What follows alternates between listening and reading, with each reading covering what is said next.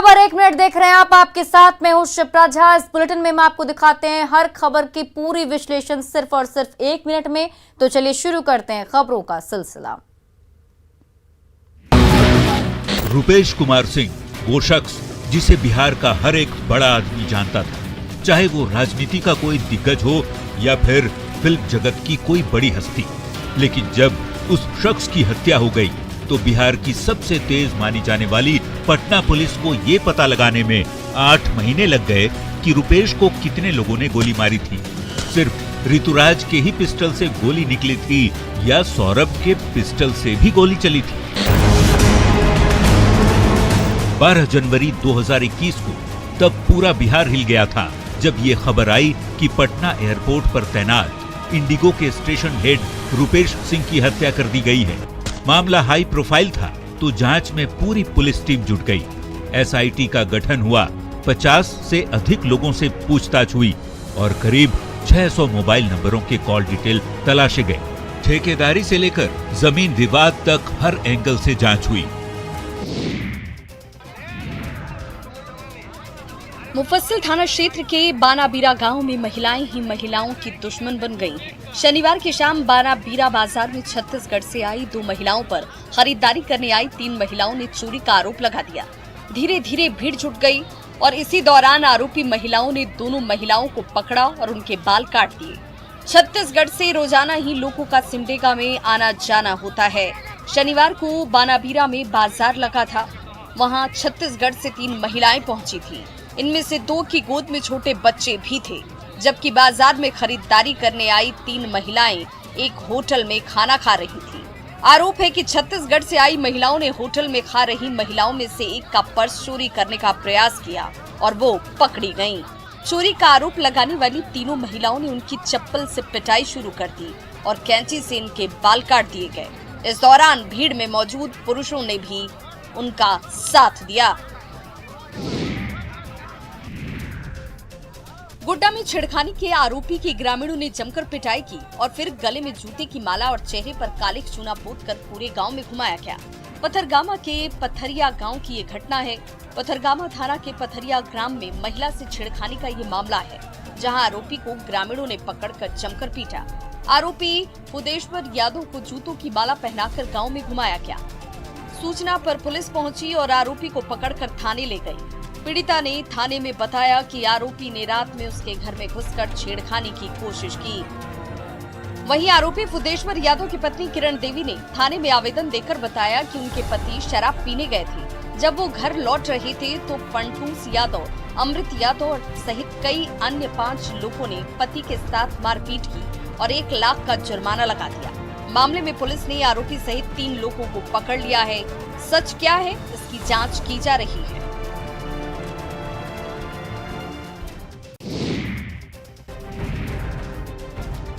शराब लूटने की होड़ में जुटी भीड़ की ये तस्वीरें सोशल मीडिया में इस वक्त वायरल हो रही हैं। तस्वीरें मधुबनी जिले की नेपाल बॉर्डर से सटे जयनगर थाना क्षेत्र की बताई जाती है। हालांकि न्यूज 18 इस वीडियो की पुष्टि नहीं करता, लेकिन तस्वीरों में आप देख सकते हैं कि न सिर्फ युवा बल्कि महिलाओं और बच्चों में भी सरेआम शराब लूटने की होड़ सी मची है। बताया जा रहा है कि शराब तस्करी से जुड़े कुछ लोग बाइक के जरिए नेपाल से शराब की तस्करी कर ला रहे थे। इसी दौरान पुलिस के आने की भनक लगते ही सभी शराब तस्कर बेयर लदी बाइक को बीच सड़क पर छोड़कर फरार हो गए। लेकिन हद तो तब हो गई जब सड़क पर लावारिश हालत में शराब लदी बाइक होने की सूचना आसपास के लोगों को मिली, जिसके बाद तो लोगों का हुजूम ही यहाँ उमड़ पड़ा। हालांकि सवाल ये भी कि जब पुलिस के आने की खबर थी तो फिर शराब लूट के वक्त पुलिस की टीम मौजूद क्यों नहीं थी।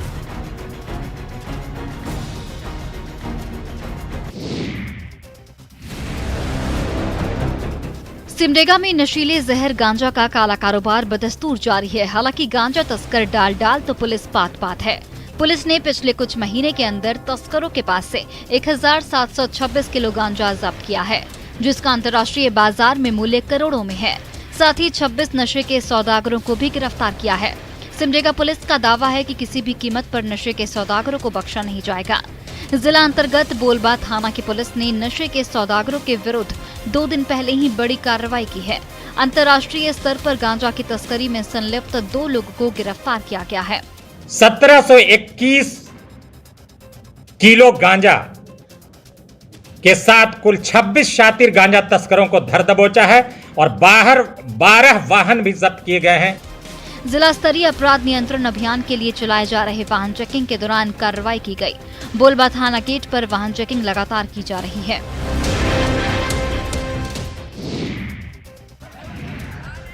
सितंबर के महीने में धान के पौधों को खाद की जरूरत होती है, लेकिन नवादा जिले में इन दिनों खाद को लेकर हाहाकार मचा हुआ है।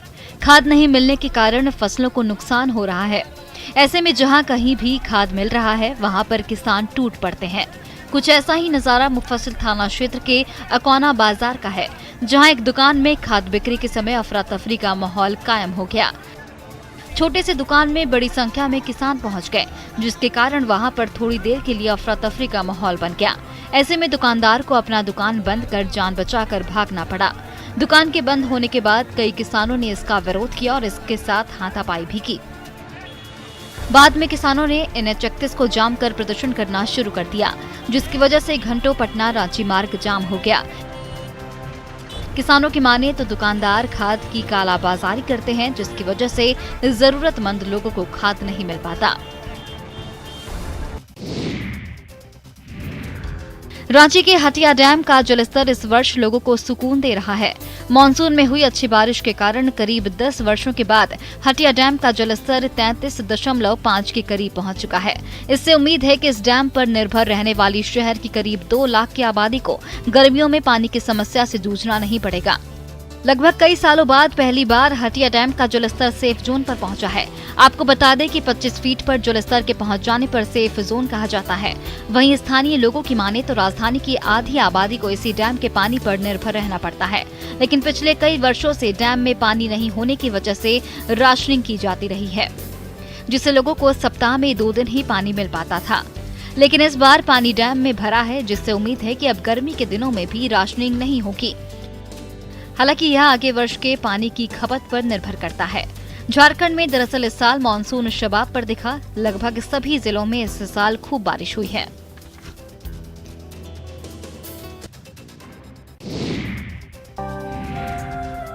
कटिहार में बाढ़ के बीच गंगा की धार पर हर दिन पाठशाला लग रही है।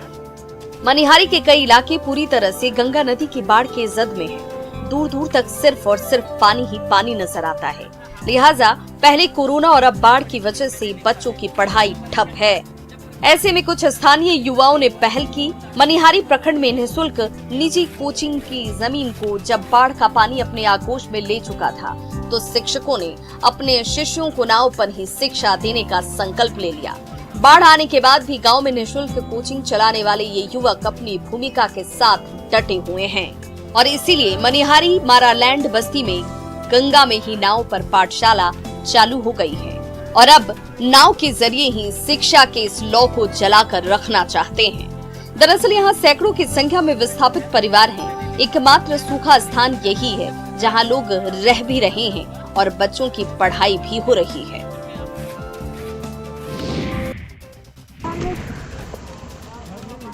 खगड़िया में कोसी नदी कहर बरपा रही है। नदी से हो रहे कटाव की वजह से कई घर पानी में विलीन हो चुके हैं। अब सरकारी भवन भी ताश के पत्ते की तरह बिखर कर कटाव की भेंट चढ़ रहे हैं। बेलदौर प्रखंड के इतमादी पंचायत के गांधीनगर में तो कटाव की स्थिति काफी भयावह है। तस्वीरें बताती हैं कि किस तरह से ईंट के बने पक्के के मकान धीरे धीरे धाराशायी हो रहे हैं। कोसी से हो रहे कटाव के कारण प्राथमिक विद्यालय गांधीनगर का 3 कमरे वाला पुराना स्कूल भवन कटाव की भेंट चढ़ चुका है और अब नए भवन की ओर से भी खतरा मंडरा रहा है। कुछ महीने पहले तक कटाव काफी दूर था, लेकिन अब कई घरों पर खतरा मंडरा रहा है। गांधीनगर गांव के 1 दर्जन घर कटाव का शिकार होकर नदी में समा चुके हैं। वहीं ग्रामीणों का कहना है कि कटाव को रोकने के लिए प्रशासन ने कुछ नहीं किया। हर साल गांधीनगर गांव के लोग बाढ़ में परेशानी झेलते हैं, लेकिन इस बार कटाव ने परेशानी को 2 गुना बढ़ा दिया है।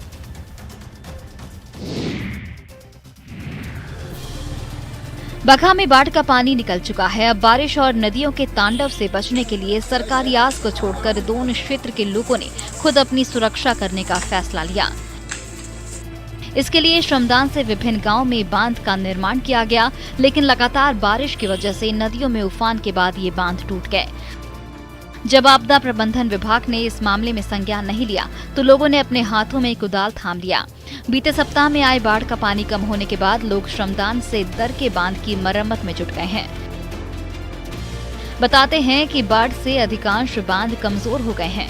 जल संसाधन विभाग की तरफ से जिन गांव की अनदेखी की गई है, वहां स्थानीय लोगों ने श्रमदान से काम करना शुरू कर दिया है। यहाँ पहाड़ी नदियों ने सड़क, पुल, पुलिया सभी को बर्बाद कर दिया है और दोन के इलाके से बाहर निकलने के लिए कोई रास्ता नहीं बचा है। ऐसे में ग्रामीण खुद ही काम में जुट गए हैं।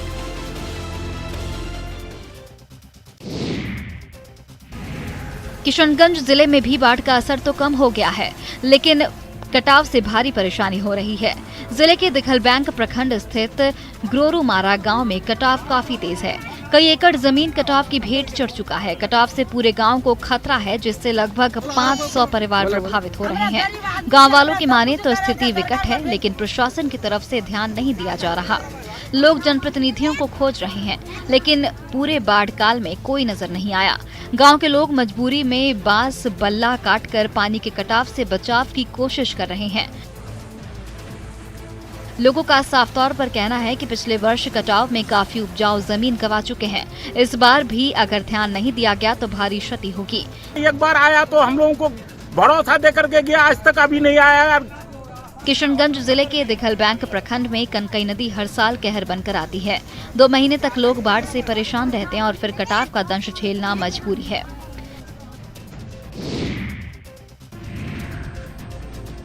पिछले कुछ दिनों से मौसम में हुए बदलाव के बीच लगातार बारिश के कारण गोपालगंज शहर से लेकर ग्रामीण इलाके तक की सूरत बिगड़ गई है।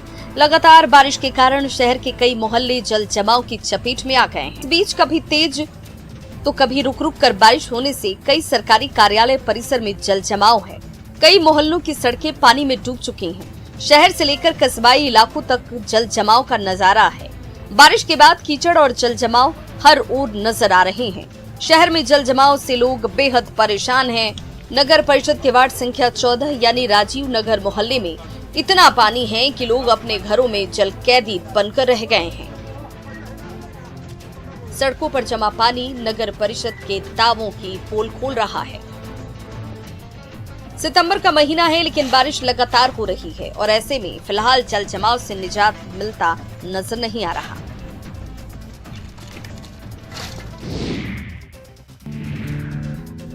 कोरोना की तीसरी लहर की आशंका के बीच वैक्सीनेशन में तेजी लाई जा रही है और इसी कड़ी में 2 दिनों का मेगा वैक्सीनेशन इवेंट का प्लान किया गया है। इस बड़े आयोजन में बड़ा रिकॉर्ड बनाने के लिए ज्यादा से ज्यादा लोगों को टीका लगाने का लक्ष्य बड़ा रखा गया है। इससे ग्रामीण और शहरी दोनों ही क्षेत्रों के लोगों को टीकाकृत कर लक्ष्य प्राप्त किए जाएंगे।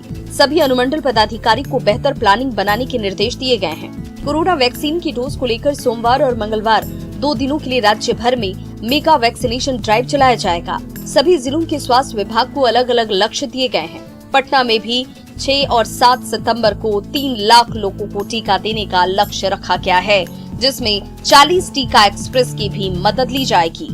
पटना के होटल पाटलिपुत्रा अशोका में इसे लेकर पूरी तैयारी की गई है।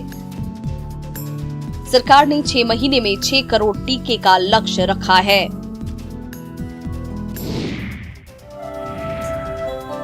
5 सितंबर शिक्षक दिवस, जब गुरुओं को उनके शिष्य जरूर याद करते हैं। पूरे देश में कई कार्यक्रम आयोजित किए जा रहे थे, तो भला हॉकी खिलाड़ी निक्की प्रधान कहां पीछे रहने वाली थी। शिक्षक दिवस पर ओलंपियन हॉकी खिलाड़ी निक्की प्रधान ने अपने घर में अपने तमाम गुरु को खाने पर आमंत्रित किया। इस खास मौके पर निक्की रसोई में खाना खुद बनाती नजर आई।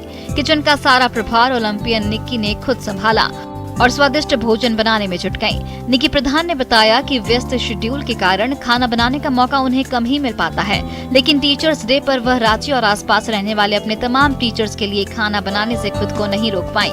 अपने किचन में राइस बनाई हूँ और अंडा करी बना रही हूँ। आज टीचर्स डे स्पेशल है तो इसलिए मैं उनको भी बुलाई हूँ। खूंटी के हिसेल में पहले लड़कियों के खेल पर पाबंदी थी। समाज में इससे अच्छा नहीं माना जाता था, लेकिन आज इसी गांव में निक्की प्रधान जैसी खिलाड़ी हैं, जिन्होंने देश का नाम रोशन किया है।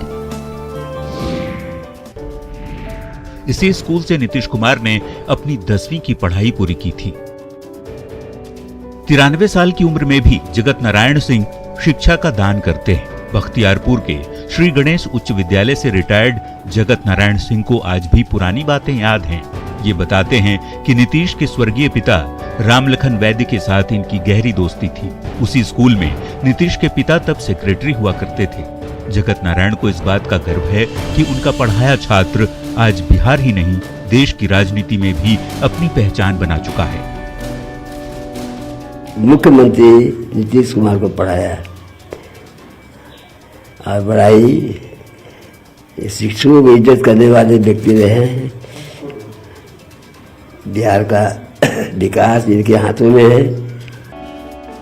नीतीश कुमार के शिक्षक रहे जगत नारायण सिंह बिहार की शिक्षा व्यवस्था से खुश हैं। हालांकि शिक्षकों को सम्मान दिए जाने की वकालत भी करते हैं।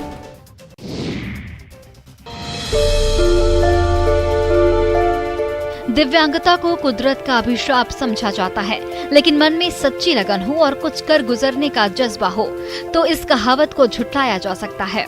सीतामढ़ी के रामपुकार उन्हीं में से एक हैं, जो खुद दिव्यांग होते हुए भी दिव्यांगों को उनके पैरों पर खड़ा करने के अभियान में पिछले 2 दशकों से लगे हुए हैं। रामपुकार के इस मुहिम से अब तक दर्जनों दिव्यांग बच्चों ने बेहतर मंजिलों को पा लिया है।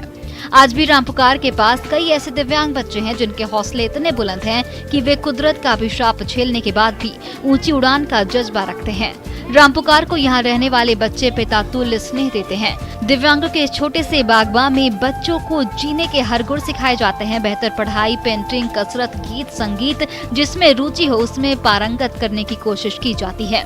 इस विद्यालय के कई छात्र हैं जो बेहतर मुकाम पा चुके हैं। रामपुकार के इस बेहतर कार्य की वजह से कई दफे उनको सम्मानित भी किया गया है।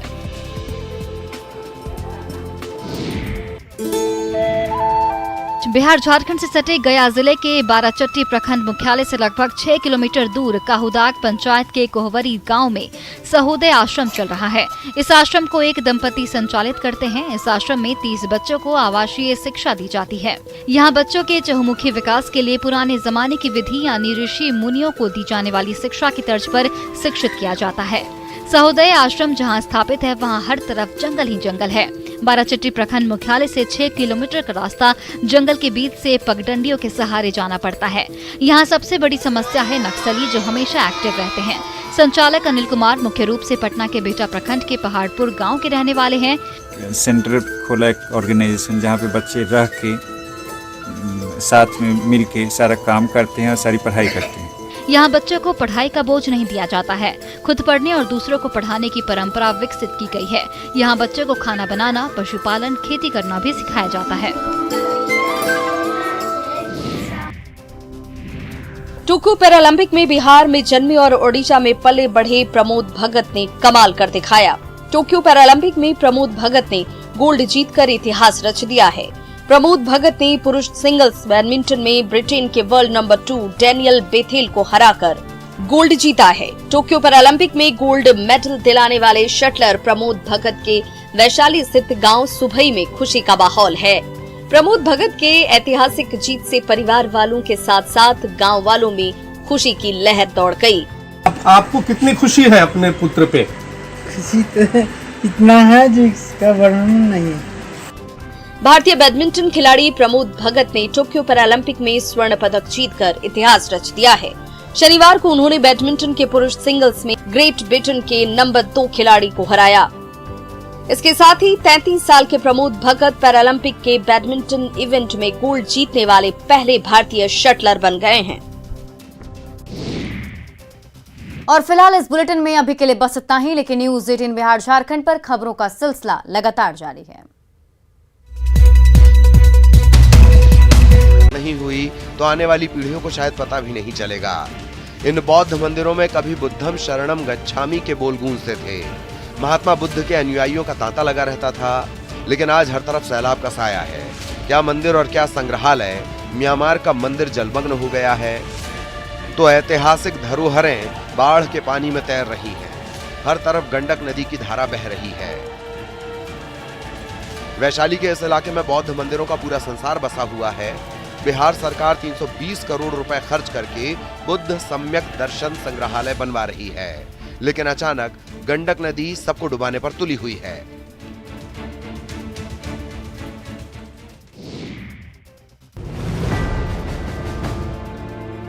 बगहा में न्यूज 18 की खबर का बड़ा असर हुआ है। न्यूज 18 पर खबर चलने के बाद प्रशासन ने रामनगर अंचल अधिकारी के नेतृत्व में आनन फानन में एक टीम का गठन किया है।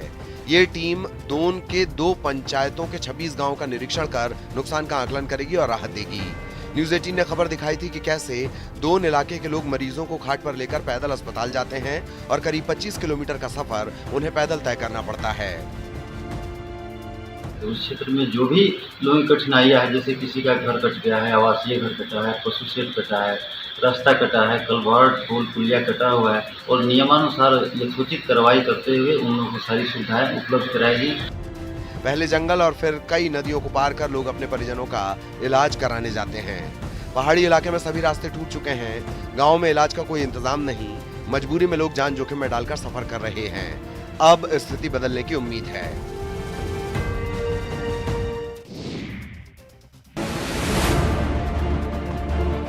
सिवान में पानी से परेशानी की कई कहानी है। जरा हालात को भी देख लीजिए, जिसकी वजह से इन जैसे कई लोग अपने अपने घरों में बंधक बन गए हैं। तस्वीरें सिवान की, जहां का पौष इलाका महादेवा इन दिनों बारिश के पानी से बेहाल है। पानी लगने से चचरी के सहारे लोगों की जिंदगी कट रही है।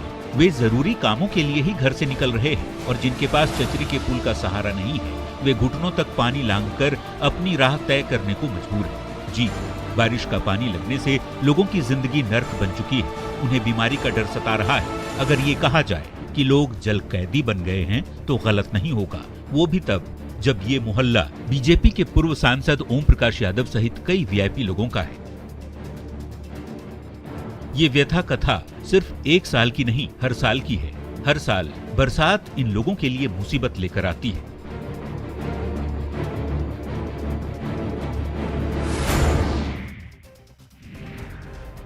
गोपालगंज में गंडक के जलस्तर में कमी जरूर आ रही है, लेकिन बाढ़ पीड़ितों की परेशानी अभी कम नहीं हुई है। 4 दिन पहले गंडक बराज से 4 लाख क्यूसेक पानी छोड़ा गया था। ये पानी अब धीरे धीरे कम होने लगा है। हालांकि गोपालगंज में गंडक के निचले इलाकों में अभी भी बाढ़ जैसे हालात हैं। माचागढ़ प्रखंड का गोसिया और निमुया पंचायत बाढ़ से बुरी तरह प्रभावित है। यहाँ के बाढ़ पीड़ितों के सामने मवेशियों के लिए चारे की समस्या बड़ी है। कुल मिलाकर फिलहाल लोगों को राहत मिलती नहीं दिख रही। मांझागढ़ प्रखंड के गौसिया पंचायत के वार्ड नंबर 14 का हाल बुरा है। यहाँ पर सैकड़ों घर बाढ़ के पानी में डूब गए हैं। बाढ़ प्रभावित गांव का जिला मुख्यालय से संपर्क टूट गया है। आने जाने के लिए सिर्फ नाव ही सहारा बचा है। गंडक के निचले इलाकों में लगातार पानी फैल रहा है। डीएम और एसपी भी लगातार तटबंधों पर निगरानी रख रहे हैं। सबसे मुश्किल है कि आने जाने के लिए सिर्फ नाव ही सहारा बचा है। गंडक के निचले इलाकों में लगातार पानी फैल रहा है।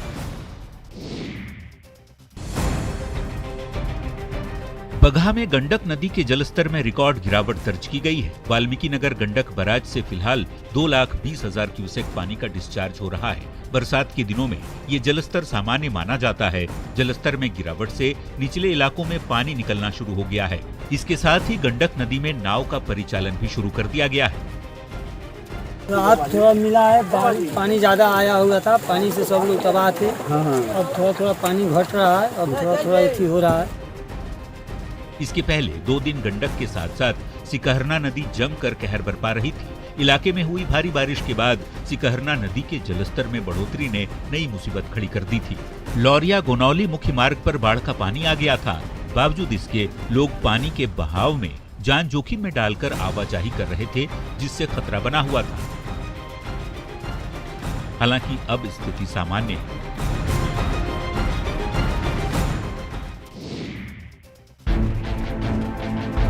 सीतामढ़ी जिले में बागमती और अधवारा समूह की नदियां अभी भी खतरे के निशान से ऊपर बह रही हैं।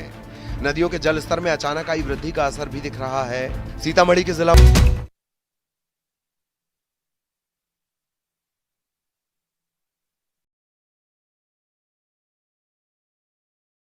बात है कि किसान 2 बार धान की बुआई कर चुके हैं, लेकिन बार बार पानी आने की वजह से फसलें डूबी जा रही हैं। सीतामढ़ी जिले में बागमती और अधवारा समूह की नदियां लगातार खतरे के निशान से ऊपर बह रही है और आपको जो तस्वीर हम दिखलाने की कोशिश कर रहे हैं, यह सीतामढ़ी के जिला मुख्यालय डुमरा का नजारा है। आप तस्वीर देख सकते हैं किस तरीके से जो लखनदेई नदी है वह पूरे उफान पर है, क्योंकि यह तीसरी दफा है जब किसानों को बाढ़ के पानी ने परेशान करने का काम किया है। और यही हालात रहा तो किसानों को अब अपनी मदद के लिए सरकार पर टकटकी लगानी होगी।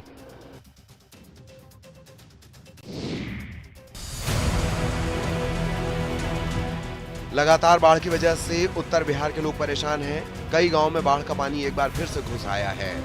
पूर्णिया के अमौर प्रखंड के खाड़ी महीन गांव के दर्जनों ग्रामीण इन दिनों कनकई नदी का रुख मोड़ने का अथक प्रयास कर रहे हैं। कुदाल से मिट्टी काटकर ग्रामीण नदी का मुंह मोड़ने की कोशिश में हैं। नदी का मुंह मुड़ जाने से नदी खाड़ी पुल के नीचे होकर गुजरेगी, जिससे कई गांव कनकई के कटाव से बच जाएंगे। ताराबाड़ी, नगरा टोला और खाड़ी महीने के ग्रामीणों ने स्थानीय प्रशासन और जनप्रतिनिधियों से कई बार स्थायी समाधान की गुहार लगाई थी, लेकिन जब किसी ने गुहार नहीं सुनी तो ग्रामीण खुद श्रमदान कर गांव को कटाव से बचाने में जुटे हैं। सभी खुदाली लेके आए हैं इधर, इसलिए कि नदी पुल के नीचे आ जाए और हम लोग उधर खतरा से बच जाए। सरकार हर संभव मदद की कोशिश कर रही है, लेकिन लगातार बाढ़ की वजह से मदद कम पड़ रही है। ऐसे में महीन गांव के लोगों की पहल सराहनीय है।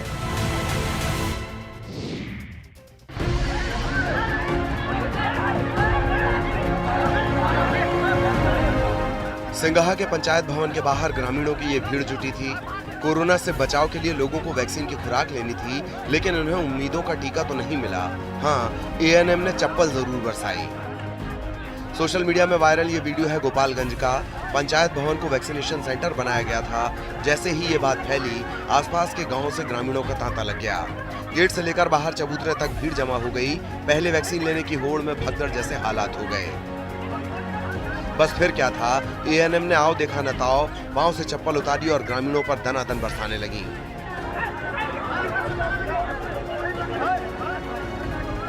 एएनएम की करतूत से भीड़ का पारा चढ़ गया और आग बबूला ग्रामीण एएनएम पर टूटने लगे। इसी बीच किसी ने यह तस्वीर कैद कर ली और फिर सोशल मीडिया पर डाल दी। हालांकि आरोपी नर्स की पहचान नहीं हो सकी है।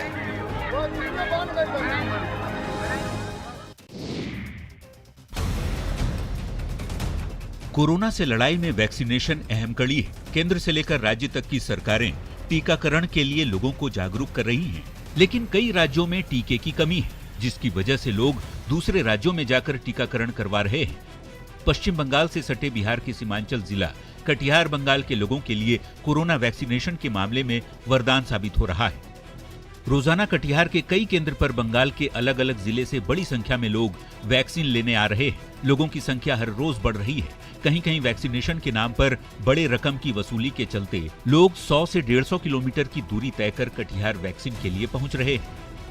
काफी भीड़ है। कुछ आदमी का कहना है कि कुछ पैसा कौड़ी ले रहा है, इसलिए काफी मात्रा में आए हुए हैं। रायगंज, मालदा, इस सब पर लोग आए हुए हैं। बंगाल में कोरोना टीकाकरण को लेकर बड़ा फर्जीवाड़ा हो रहा है। कोलकाता के कस्बा इलाके में तो फर्जी कोरोना टीकाकरण शिविर लगने का सनसनीखेज मामला भी सामने आ चुका है।